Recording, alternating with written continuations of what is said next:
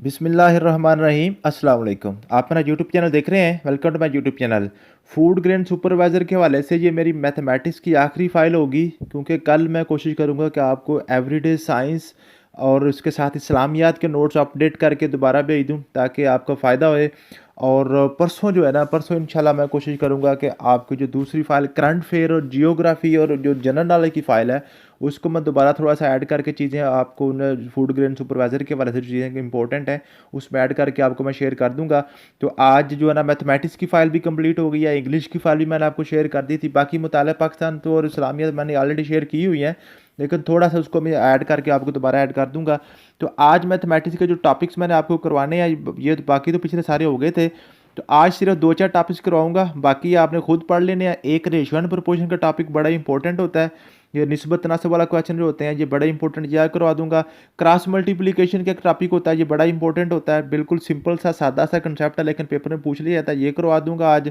उसके बाद आज मैं करवा दूँगा आपको law of inheritance. Law of inheritance जो आपका विरासत का कानून होता है ना, वो करवा दूँगा इंशाल्लाह ताला। वो भी बड़ा इंपॉर्टेंट है, वो भी आपको मैं करवा दूँगा।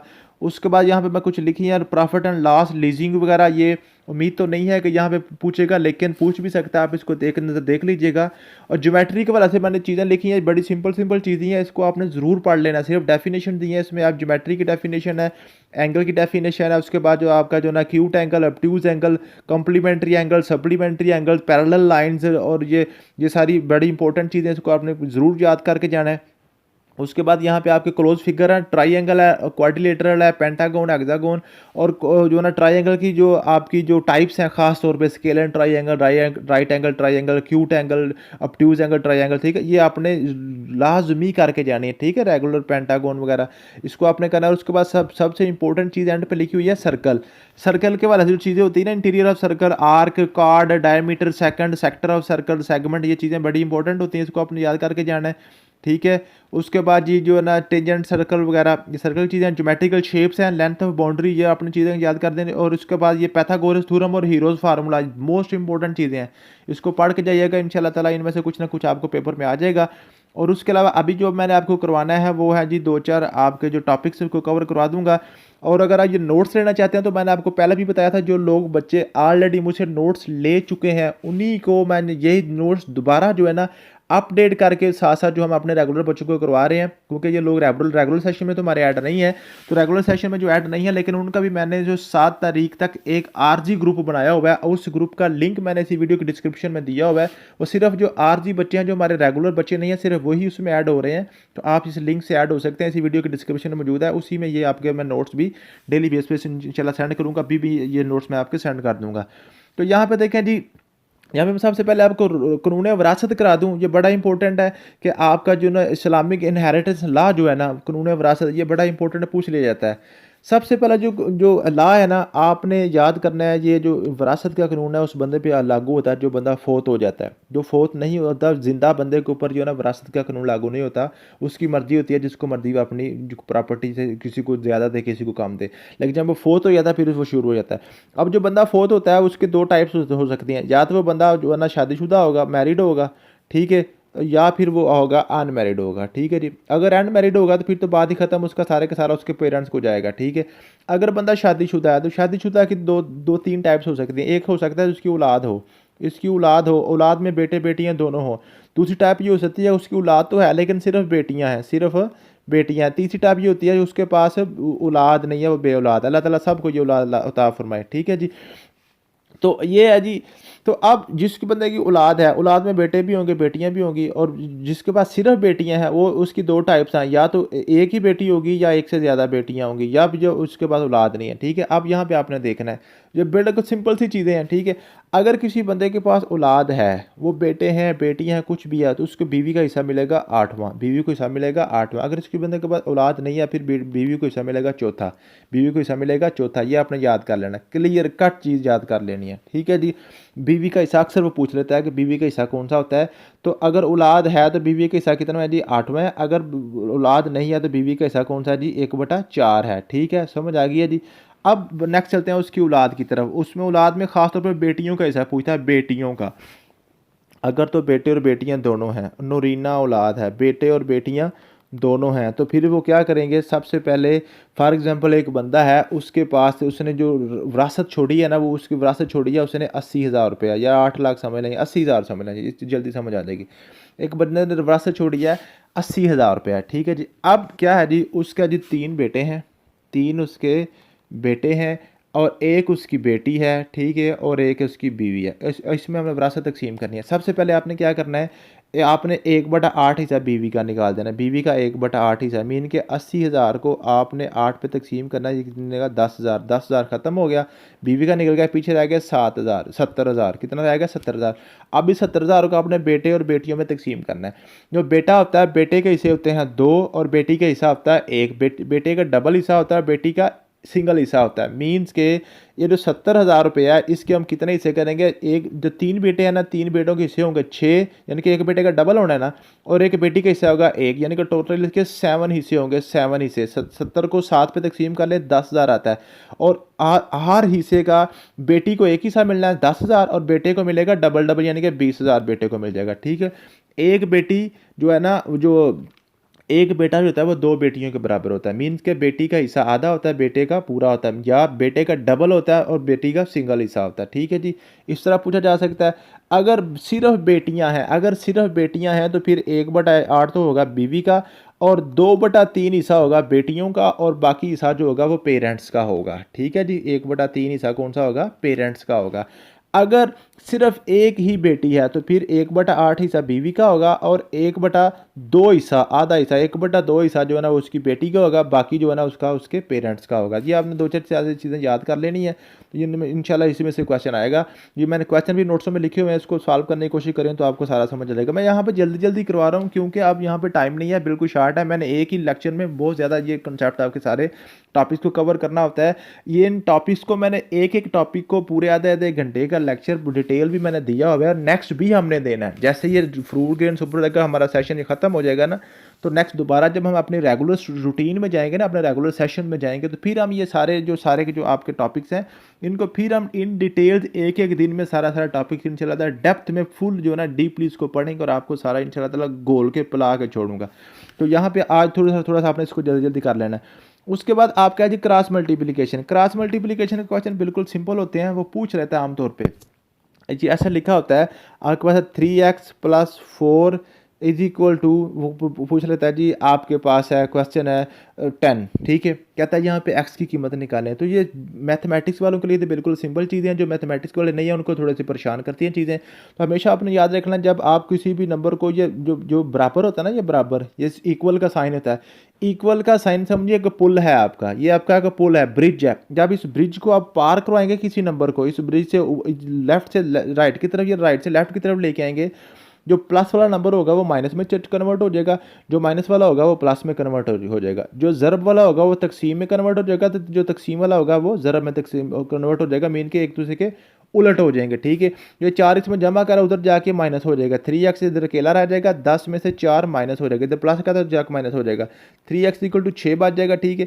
अब यहाँ पे 3 जो है ना x के साथ मल्टीप्लाई हो रहा है, हमारा टारगेट होता है x को अकेले को करना, सिर्फ x के साथ जो कुछ भी है सारा कुछ खत्म करना है। या 3x के साथ मल्टीप्लाई हो रहा है, उधर जाके डिवाइड हो जाएगा, x = 6/2 हो जाएगा, 2 3 बार 6, तो x की कीमत क्या आ जाएगी, 3 आ जाएगी। ये क्वेश्चन अक्सर वो पूछता है, इसको आपने क्लियर कर लेना, जरब चले पाएगा। ये ऐसे पूछ लेता है x/4 बराबर है 4/x, फॉर एग्जाम्पल इस तरह पूछ लेता है वो। तो आपने क्या करना है, जब दोनों तरफ बटा होता है तो इसको क्रॉस मल्टीप्लिकेशन ऐसे करते हैं, इस बटे को ऊपर और इस बटे को इस तरह ऊपर ले आते हैं, ठीक है। x को x के साथ मल्टीप्लाई करेंगे, x² बन जाएगा, 4 को 4 के साथ मल्टीप्लाई करेंगे 16 बन जाएगा।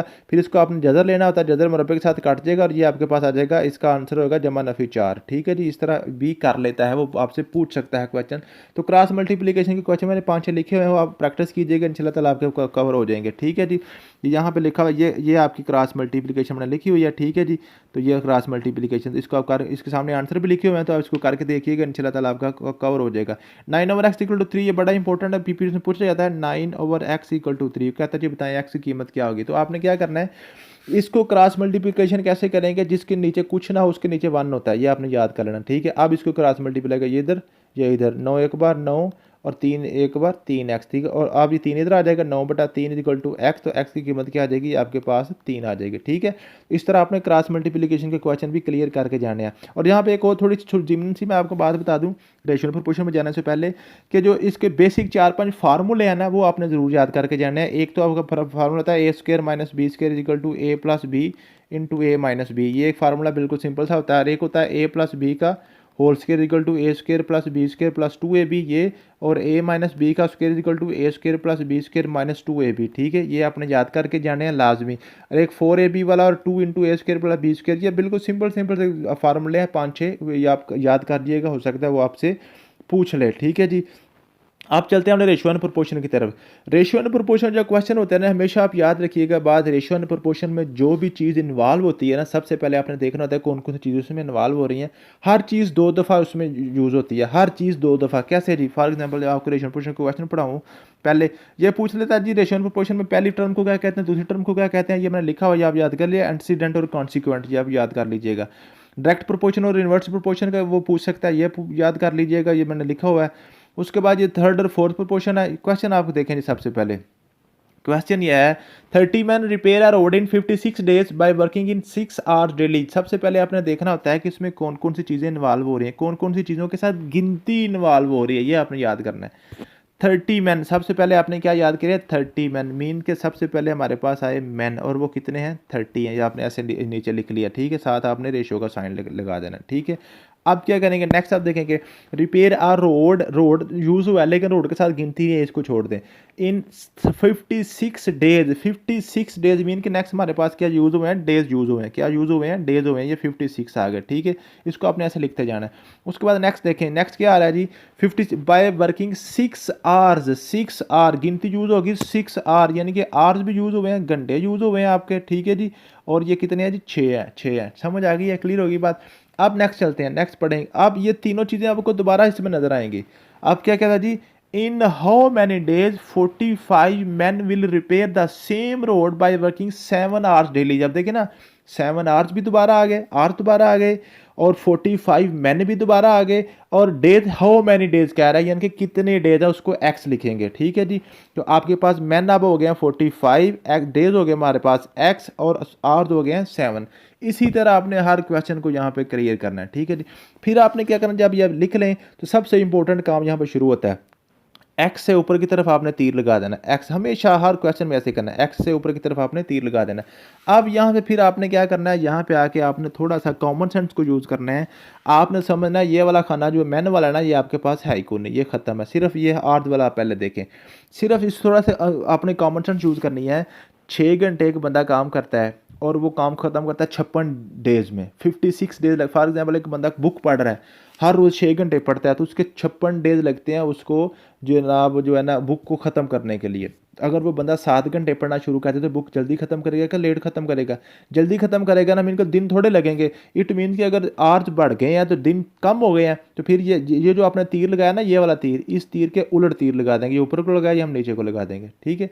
ये इन्वर्स प्रोपोर्शन है। अगर एक चीज़ के बढ़ने से दूसरी भी बढ़ जाती, यानी कि अगर हमने डेज बढ़ाए हैं तो आवर्स बढ़ाए हैं तो डेज भी बढ़ जाते, फिर हमने तीर इसके मुताबिक लगाना था। अब तीर इसका उलट लगा दिया, ठीक है जी। अब ये तीर लग गया।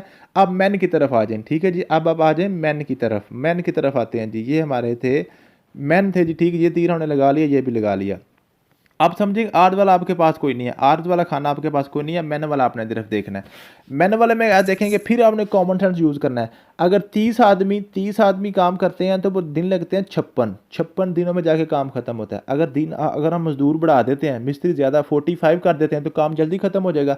मीन्स के एक चीज़ के बढ़ने से दूसरी चीज़ कम हो रही है, तो फिर तीर क्या लगेगा, उल्टा तीर लगेगा, इससे उलट, इससे उलट, इससे उलट, एक्स से उलट नीचे की तरफ आप लगा देंगे, ठीक है जी। समझ आ गई है, क्लियर होगी बात। तो फिर आज जब आप तीर लगा लेंगे, ये बिल्कुल आसान सी चीज़ है। अब आप क्या करेंगे, फिर आपने ये एक्स वाले तीर से शुरू करना है, एक्स वाले से, जहाँ से तीर शुरू हो रहा है ना, जहाँ तीर शुरू हो रहा है इसको ऊपर लिखना है, x/56, ठीक है।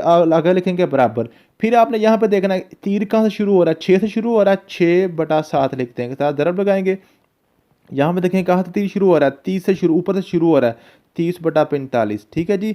जहाँ से तीर शुरू हो रहा है उसको ऊपर लिखना है, जहाँ से तीर खत्म हो रहा है जाके जो हेड है तीर का उसको आपने नीचे लिखना है, ठीक है जी। अब सिंपल सा क्वेश्चन, आप इसको थोड़ा सा सॉल्व कर लें तो आपका क्लियर हो जाएगा। 1 मिनट में आप क्या करेंगे, 10 3 बार 30 और 10 जो है ना सॉरी ये आपका हो जाएगा 15 2 बार 30, 15 3 बार 45, इसको काट लेंगे। ठीक है, 3 1 बार 3, 3 2 बार 6, ऊपर के बन गए 2 2 ने 4, और ये आपके पास 7 आ गया, तो आपके पास आ गया x/56 इक्वल टू 4/7। ठीक है, अब क्या करेंगे, x/16 4/7, ये सिंपल सा आपका जो है ना बन गया है आपका क्रॉस मल्टीप्लिकेशन का, x/46 इज इक्वल टू 4/7। तो इसको क्या करेंगे, 7 इधर आ जाएगा, 56 उधर चला जाएगा, x into 7, x into 7 is equal to 4 into 56। हमने x अकेला करना है, ये 7 इसके साथ मल्टीप्लाई हो रहा है, उधर जाके डिवाइड हो जाएगा। x बराबर क्या आ गया, 4 इंटू 56/7, 7 8 बार 7, 7 8 बार 56, तो आपके पास क्या आएगा, 4 8 बार 32। एक्स की कीमत आ गई 32। 32 में जो दिन लगाएंगे, जब 32 दिन लगाएंगे तो आपका काम ये मुकम्मल हो जाएगा। यूँ आपने रेशियो एंड प्रोपोर्शन के क्वेश्चन को बड़ी तहम्मुल से, आराम से, तसल्ली से करना है, तीर लगा के करने हैं। ठीक है जी, एक और क्वेश्चन करा देता हूँ, फिर आपको ख़त्म करता हूँ जी। ये मैं आपका दूसरा क्वेश्चन क्या कहता है, उसमें भी सेम यही चीज़ें होंगी आपकी, एक या दो तीन चीज़ें दोबारा दोबारा इस्तेमाल होंगी जी। 40 kg food is enough for 4 people for 10 days. फिर देखें जी, सबसे पहले यूज़ हुआ है फूड, कितनी जी, सबसे पहले यूज़ हुई है फूड, फूड यूज़ हुई है 40 kg, 40 kg। ठीक है जी, आप नेक्स्ट क्या करेंगे, नेक्स्ट क्या यूज़ हुआ जी, किसके साथ गिनती आई है, 4 पीपल, 4 पीपल तो 10 डेज, 4 पीपल और 10 डेज, फिर आया पीपल।